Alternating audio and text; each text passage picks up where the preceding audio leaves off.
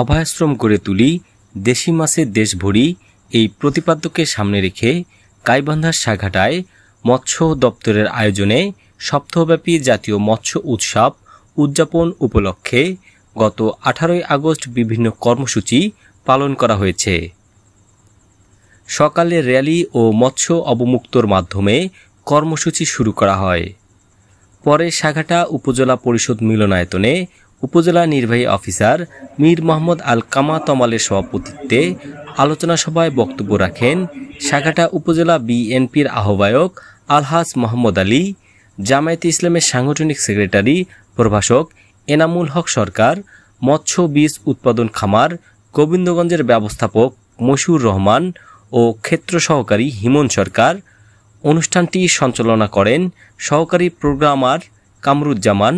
আলোচনা সভা শেষে 3 জন সফল মৎস্য চাষীকে সম্মাননা পুরস্কার প্রদান করা হয়।